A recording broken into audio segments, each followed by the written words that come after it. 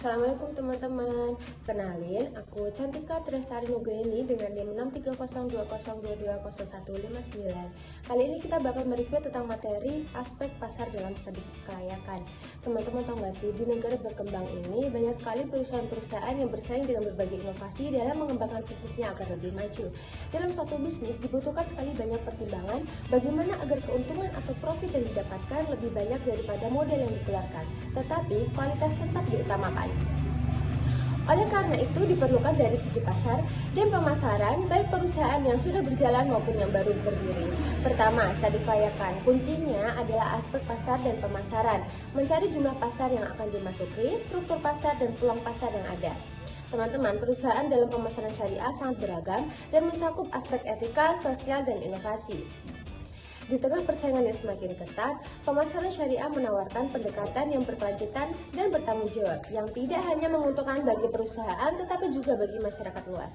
Sekarang kita membahas tentang segmentasi pasar, pasar sasaran, dan posisi pasar. Segmentasi pada hakikatnya merupakan pembagian kelompok pembeli yang potensial yang beragam. Nah, segmen pasar itu bisa disebut dengan market segmentation, terdiri dari dua, segmentasi pasar konsumen dan segmentasi pasar industrial. Nah, segmentasi pasar, segmentasi berdasarkan geografis, bangsa, provinsi, kabupaten, dan segmentasi demografis, umur, jenis kelamin, dan lain sebagainya. Oke, selanjutnya adalah segmentasi berdasarkan perilaku, yaitu pengetahuan, sikap, kegunaan, dan tanggap terhadap suatu produk. Segmentasi pasar industrial artinya membagi pasar menjadi beberapa kelompok pembeli yang berbeda-beda yang mungkin memerlukan produk atau marketing mix. Segmentasi berdasarkan geografis. Nah, segmentasi berdasarkan demografis, ada segmentasi berdasarkan psikografis, ada segmentasi berdasarkan perilaku. Selanjutnya, kita akan membahas tentang pasar sasaran atau market targeting, merupakan mengevaluasi keaktifan setiap segmen, kemudian memilih salah satu dari segmen, kemudian memilih salah satu dari segmen pasar atau lebih untuk dilayani. Kegiatan menetapkan pasar sasaran, evaluasi segmen pasar, memilih segmen, posisi pasar. Posisi pasar itu adalah menentukan posisi pasar yang kompetitif untuk produk ataupun suatu pasar yang didefinisikan oleh konsumen atas dasar atribut-atributnya. Memilih dan melaksanakan strategi penentu pasar itu ada beberapa. Yang pertama, menentukan posisi pasar. Yang kedua, posisi duduk, bagaimana posisi suatu produk yang didefinisikan oleh konsumen atas dasar atributnya. Tujuan, yaitu membangun dan mengkomunikasikan keunggulan bersaing produk. Selanjutnya, kita akan membahas tentang strategi marketing mix atau bauran pemasaran. Merupakan seperangkat alat pemasaran yang bisa dikendalikan dan juga dipadukan oleh perusahaan untuk menghasilkan respon yang diinginkan oleh pasar sasaran. Mix ini merupakan kombinasi variabel atau kegiatan yang berupa inti dari sistem pemasaran. Variabel yang dapat dikendalikan oleh perusahaan untuk mempengaruhi reaksi pembeli. Tidak jauh berbeda dengan bauran pemasaran pada umumnya, perbedaannya hanya terletak pada implementasinya. Marketing mix terdiri dari produk, harga, tempat, dan promosi. Agar sekiranya usaha kita tetap eksis ke depannya, maka butuh banget nih yang namanya peramalan. Untuk melakukan peramalan, permintaan di masa yang akan datang dapat dilakukan dengan cara survei net pembeli, gabungan pendapat tenaga penjual, pendapat ahli, metode tes, dan analisis permintaan.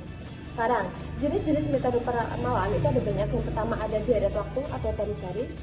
Yang kedua ada sebab akibat atau causal method. Ya, selanjutnya kita akan belajar cara mengestimasi pasar. Untuk mengetahui besarnya pasar nyata, potensi dasar dan total pasar dalam suatu wilayah, perlu dilakukan penelitian terlebih dahulu. Penelitian dilakukan untuk memperoleh data, baik dengan metode yang relevan seperti melalui survei, kuesioner, dan lain sebagainya. Kemudian, untuk mengetahui pasar nyata dan pasar potensi dapat digunakan beberapa metode, antara lain metode pendapat, metode eksperimen, dan metode survei.